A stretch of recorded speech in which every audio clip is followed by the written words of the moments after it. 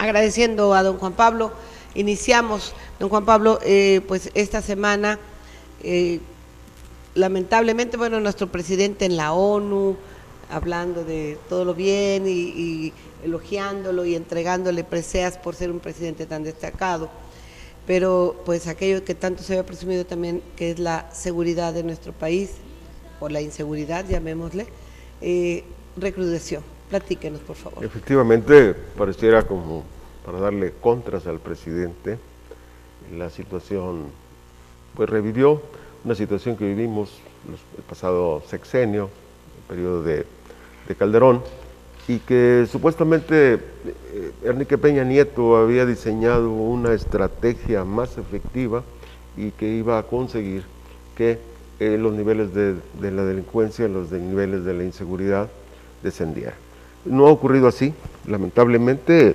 Aquí se dio esta semana la muerte de 22 jóvenes en Tlatlaya, el Estado de México, el asesinato del diputado federal, el video de la tuta con los periodistas, que también refleja los niveles de la delincuencia y sobre todo las relaciones peligrosas de algunos periodistas que tienen con algunos grupos delincuenciales. Y para rematar, el día de hoy en la mañana se reportó la muerte de 7 personas, 3 estudiantes, una balacera en el estado de Guerrero, en Iguala. De tal modo que esta semana, pues incluso lo que trascendió o se puede destacar es el hecho de que organismos internacionales en pro de los derechos humanos consiguieron presionar en Estados Unidos para que el gobierno del señor Obama también hiciera llegar o presionar al presidente Peña Nieto, que está de visita en Nueva York, para que ordenara una investigación a fondo de una situación que es vergonzosa para cualquier presidente que diga que gobierna un país que vive en un estado de derecho.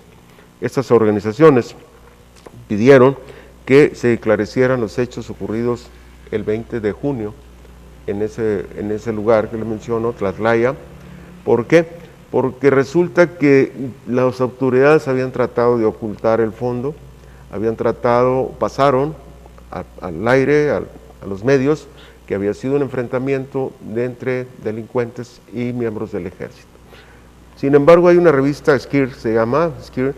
Esta revista hizo un reportaje de mucho fondo e incluso publicó las declaraciones de 2 testimonios, 2 personas que aseguraron que los jóvenes ya habían estado rendidos. Una de ellas ya yacía en el suelo, una hija de uno de los testimonios, que me voy a reservar el nombre, y resulta que los militares la ejecutaron. Igualmente fusilaron a los otros 22 jóvenes. De tal modo que esa es una situación muy difícil, que daña la imagen del ejército, sobre todo, que habían querido tapar. Y bueno, gracias a la presión internacional, el ejército aceptó iniciar la investigación y tiene detenidos, al menos así lo informado, más de 20 elementos, uno de ellos teniente, 8 elementos ya más directamente señalados como haber sido quienes ejecutaron a estos jóvenes, que si bien es cierto, eran o pertenecían a una banda delincuencial, también es cierto que los militares, como cualquier autoridad, su obligación es consignar al delincuente y no ejecutarlo. Lamentablemente se dio, y bueno, pues esta situación exhibe a México como un país de altos niveles de violencia, contradice implícitamente las declaraciones del presidente Peña Nieto allá en Nueva York, y bueno, viene a obligar a que la autoridad tome otras medidas. ¿Por qué? Porque sí es interesante, y el presidente Peña debe de investigar y castigar a quien resulta responsable, independientemente si son militares o no, porque tenemos que recordar, y fíjese que a mí viene a mi memoria que no ha levantado la voz los panistas, porque precisamente el problema de la inseguridad y a consecuencia de lo que se vive ahora, la consecuencia de lo que se vive hoy, es la estrategia establecida con Calderón, cuando se hablaba no de que los militares recibían órdenes no de detener, sino de ejecutar, de exterminar a los delincuentes para resolver ese grave problema. Yo recuerdo esto antes de las elecciones.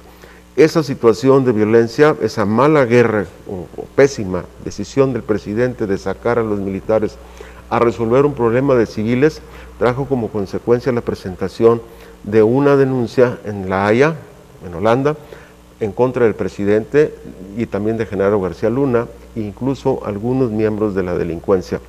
¿Por qué? Porque los responsabilizan de delitos de lesa humanidad a consecuencia de esa guerra mal dirigida. Cuando, ubiquémonos en aquel tiempo, cuando se presentó la denuncia por el señor, un abogado, Néstor Sandoval, que recabó 23,000 firmas, ya agregué la mía desde luego, en esta denuncia, en aquellos tiempos que se presentó, México vivía una situación, se hablaba de 230,000 desplazados, se hablaba en aquel momento de 50,000 desaparecidos, se hablaba de 15,000 desaparecidos y 50,000 muertos. Esto es el riesgo para el presidente actual, para Peña Nieto. Si no le pone remedio a esta situación, se puede generar una situación, un ambiente difícil o problemático como el que vivió Felipe Calderón. Y esto, la verdad, la única manera que se puede evitar es que el presidente Peña Nieto tome medidas y no caiga en los errores o en malas decisiones como lo hizo su antecesor Felipe Calderón Hinojosa.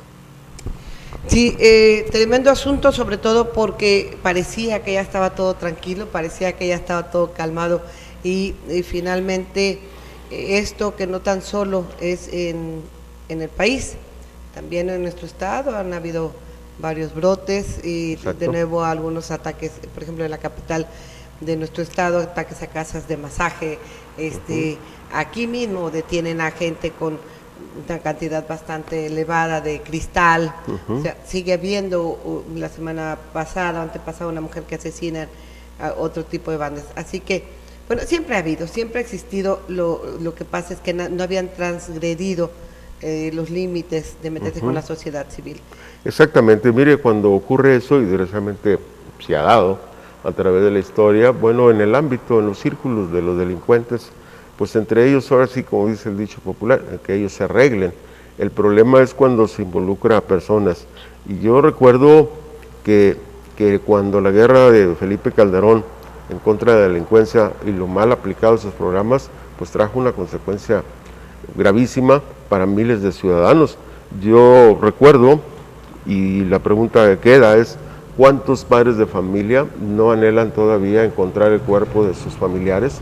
¿Sí? Que fueron desaparecidos, que saben que ya no volvieron a aparecer, pero no tienen la seguridad que fueron muertos, que fueron víctimas de la delincuencia o del ejército. Aparecen, sospechan ellos que sus cuerpos de sus familiares están en lo que le llaman comúnmente las narcofosas, ¿sí? Las fosas clandestinas, de tal modo que la situación no es tan leve, ni es tan, es realmente delicada. Por eso yo considero que el presidente, no por presión que le hagan de Estados Unidos estos organismos, sino porque debe atender, porque es una obligación que la Comisión de Derechos Humanos aquí en México, que dirige Raúl Plasencia, pues debe tomar cartas en el asunto y resolver esa denuncia sobre los 22 jóvenes que fueron fusilados y sobre cantidad de denuncias que existen en contra de elementos del ejército, en contra de elementos policíacos, de policías estatales o policías municipales. Bueno, y nos vamos con el Estado. En el Estado esta semana, bueno, pues los múltiples informes, pero el viernes nosotros inclusive tuvimos la oportunidad de estar en el Auditorio Bicentenario de la Universidad Autónoma de San Luis Potosí, en donde se dio cita a una gran cantidad de gente. Llamó mi atención que llevaban, como en otros tiempos, con banderitas, así como porras, camiones, llegaba mucha gente, y también, bueno, los grandes cercos de seguridad, 10 gobernadores acompañándole, el presidente nacional de su partido y la secretaria, destacaría entre toda la gente que estuvo ahí precisamente acompañándole, y sí, gobernadores, le decía, de 10 estados de nuestro país, y bueno, pues una cónsul, la representante del presidente de la República, la señora Mercedes, la secretaria de Salud, la doctora Mercedes, un informe, bueno, pues que escuchamos y que yo creo que usted lo ha visto en la televisión. Claro que sí. Y bueno, yo al respecto le quiero decir que pues, como siempre ocurre, el gobierno difunde sus números alegres, es obvio, y los números alegres del gobernador, bueno, se están siendo difundidos, se hablan de 34.500 millones de inversión directa en nuestro estado, que construyeron más de 8.000 obras, y pues se habla, como les digo, son números alegres. También los números alegres hablan de que se descendió los niveles de la delincuencia, que mejoró la seguridad, que existen menos delitos, y también se habla, y creo yo que es la cereza de su gran pastel del gobernador Fernando Toranzo, habla de la inversión, y creo yo que ahí es donde está lo más interesante, sobre todo por la necesidad que existe que es la generación de empleos. Generar empleos para los ciudadanos es lo que es el antídoto a otra serie de problemas, sobre todo el de seguridad. Sociales. Exactamente. De tal modo que a mí me parece muy importante que, como destacó el gobernador en sus números alegres, que más de 1,000 empresas se han instalado en nuestro estado, que van a generar igual de miles o cientos de miles de empleos, y sobre todo destacó la inversión de la armadora, la BMW. ¿Por qué? Pues porque también va a generar una gran cantidad de empleos directos e indirectos. ¿Por qué? Porque vendrá también una veintena de empresas que le van a abastecer de elementos a esta armadora. De tal modo que esos son los números alegres del gobernador, que están pues difundidos en diferentes medios. Pero lo cierto es que corresponde a cada ciudadano, a cada potosino, calificar el buen o el mal desempeño de su gobernador Toranzo, que llega a su quinto informe administrativo, pero también debemos de considerar que es el último informe político del gobernador. ¿Por qué? Porque una vez que rinde su quinto informe, empieza a encaminarse hacia el siguiente proceso, a buscar el sucesor. Ya están los tiradores, ya están los jugadores listos de diferentes partidos, y entonces el gobernador pasa, políticamente hablando, a segundo término. Los medios, los espacios se llenarán de imágenes de los posibles o de los aspirantes a relevarlo en el cargo, y no solamente a él, sino, usted sabe, se va a renovar los diputados, los representantes en la Cámara, los diputados federales, los estatales y las alcaldías. De tal modo que prácticamente, como le digo, es su quinto informe administrativo, pero es su último informe políticamente hablando. Y en ese sentido, bueno, pues ahí vimos, esperé ver a Enrique Galindo, que no estuvo José Ramón Martel también muy atento en primera fila, a quien por cierto entrevistamos, tuvimos oportunidad de entrevistar inclusive a Teófilo Torres Corzo, tuvimos a varias gente oportunidad, y que les vamos a traer durante la semana todo esto, pero de ahí pues nos vendremos a los informes al interior. Claro que sí, en nuestro municipio y los vecinos, que es Ciudad Fernández. Precisamente donde estamos, que hoy será el informe.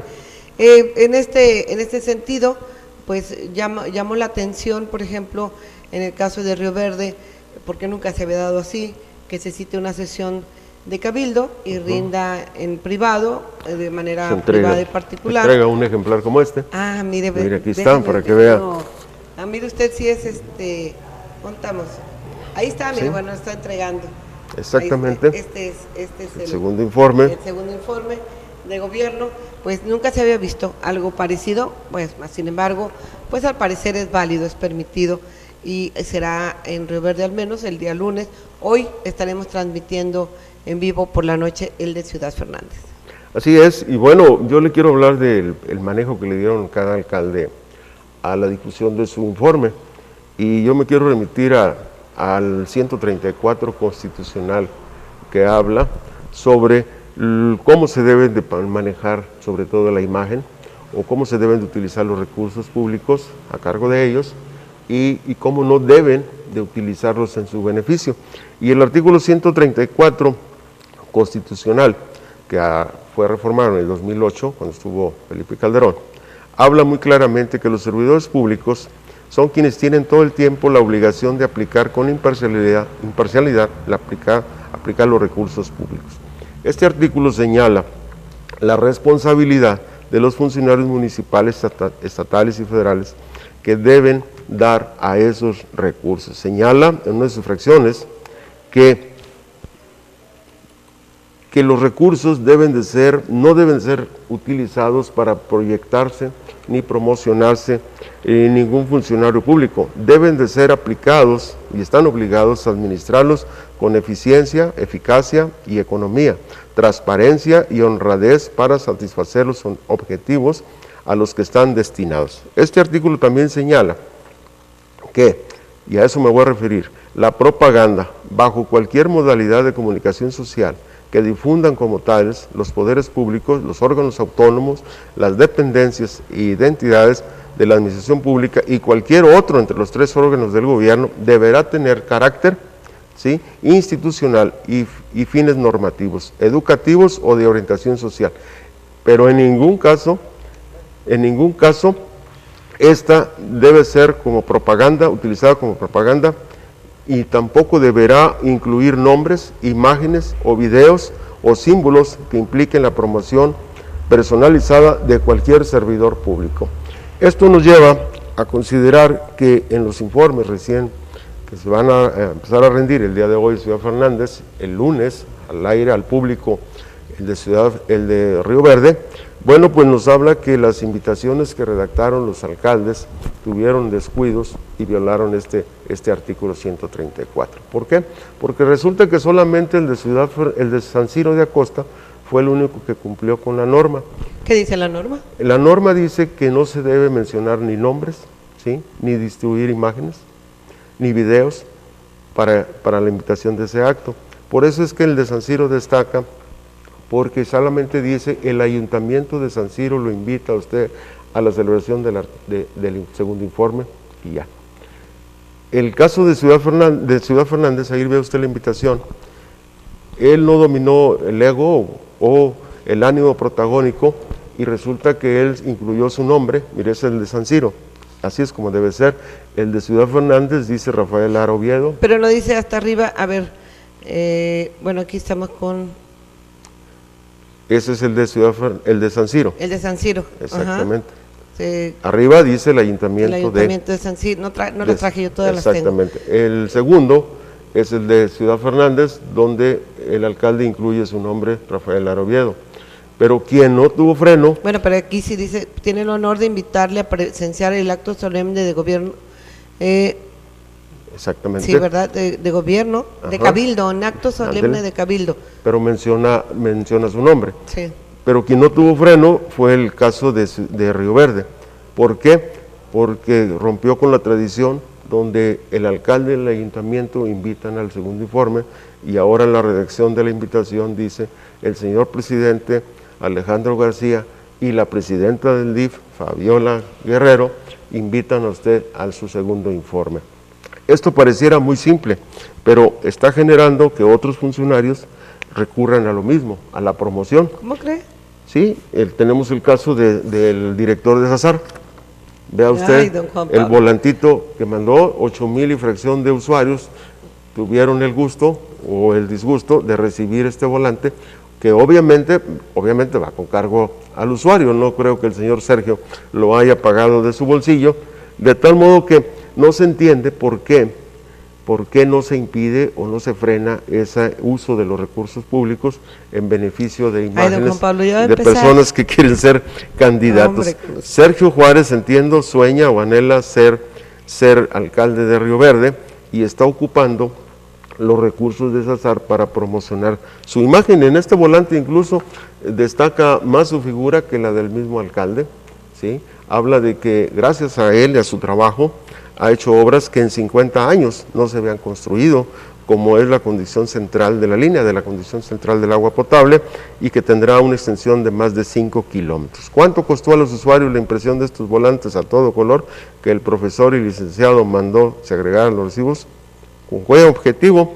Bueno, pues porque los usuarios deben pagar sus ilusiones de ser alcalde de nuestro municipio. ¿Y por qué se violenta? Tanto el alcalde de Río Verde, ¿sí?, que va a hacer su acto masivo el día de mañana en el Parque Ferrocarrilero, obviamente con cargo al erario, y va a ser una proyección para la pareja presidencial, porque así lo manifiesta la invitación. No es el ayuntamiento quien convoca, sino es la pareja presidencial. ¿Por qué se viola este artículo 134? Que, como ya señalé, la propaganda bajo cualquier modalidad de comunicación social que difundan como tales los poderes públicos, los órganos autónomos, como es el caso del SASAR, las dependencias y entidades de administración pública y cualquier otro de los 3 órganos, deberá tener carácter institucional y fines informativos, educativos o orientación social. En ningún caso esta propaganda incluirá nombres, imágenes o voces o símbolos que impliquen promoción personalizada de cualquier servidor público. Más claro no puede estar este 134, más clara no puede quedar la evidencia de la violación a por parte del alcalde de Ciudad Fernández, ¿sí? En menos grado el alcalde de Río Verde, y en menos grado el de Ciudad Fernández, y el único que cumple y respeta este lineamiento es el alcalde de San Ciro de Acosta. Pues bueno, así las cosas, esperaremos las rendiciones. Y quiero leer un mensaje. Bueno, recuerde, si hay algo que le quiera aclarar a don Juan Pablo, aquí cada quien, como lo dice nuestras emisiones, cada quien es responsable de lo que dice. Si usted desea hacerle algún tipo de aclaración al señor López, Banda López, pues bueno, no López Banda, señor López Banda, pero en el correo, su correo electrónico a donde usted puede contactarse con él es bandalopez-56, le repito, bandalopez-56@hotmail.com, a donde le pueden hacer llegar sus comentarios, lo que usted desea hacer. Yo le sigo recordando y me llegó un mensaje.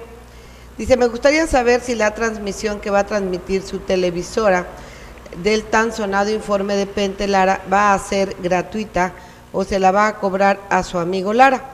Pues fíjese que esto que nosotros realizamos es un trabajo informativo por el cual también cobramos, por supuesto, y además hay un rubro precisamente para dar a conocer hacia la comunidad lo que han realizado. Así que usted podrá escuchar y podrá decidir si tiene razón o no el presidente una vez que lo escuche de boca de él mismo.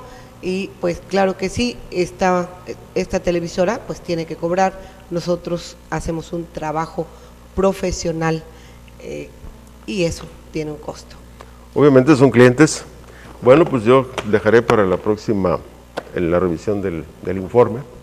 ¿Ya le empezó a dar una ojeada? Ya le empezamos a dar una ojeada, encontramos pues algo, está muy bonito, está finamente elaborado, muy bonitas impresiones, todo.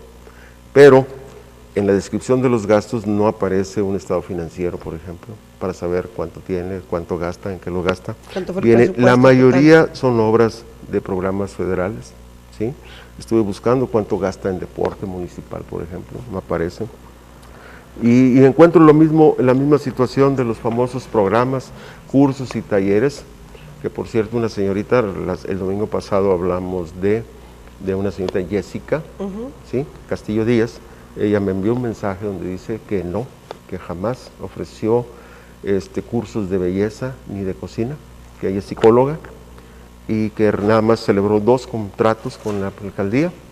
Y entonces resulta que yo tengo el documento, se lo voy a mostrar a ella directamente, donde aparece efectivamente haber sido contratada para celebrar ese tipo de cursos y talleres de belleza y de cocina, de tal modo que la situación no se trata. Ella sí se deslindó, y en esa situación están otros prestadores de servicios que dicen, uno de ellos me dice, yo le hice un trabajo al ayuntamiento, me pagaron 27,000 pesos, pero me dijeron que por la necesidad que tenían de justificar algunos gastos, yo les facturara por 154,000 pesos. En eso estamos ahorita, para buscar la información y de una vez destapar cómo se manipula, cómo se saquea un municipio por medio de esos programas de SEDATU, creo que se llama, y esos programas de los programas federales sobre todo.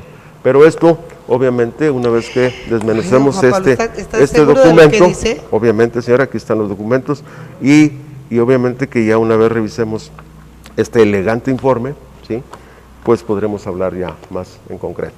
Señor, muchísimas gracias como cada domingo, un placer recibirle y le agradezco. mandalopez-56@hotmail.com si usted desea hacerle algún comentario, aclaración, queja, sugerencia o felicitación al señor López, pues ahí, a sus órdenes. Ahí lo podrá encontrar. Muchas gracias, nos vemos Dios mediante el próximo domingo. Voy a mensaje, no le cambie, regresamos, le recuerdo lo que usted de sobra sabe, que yo soy su voz en los medios de comunicación. Volvemos.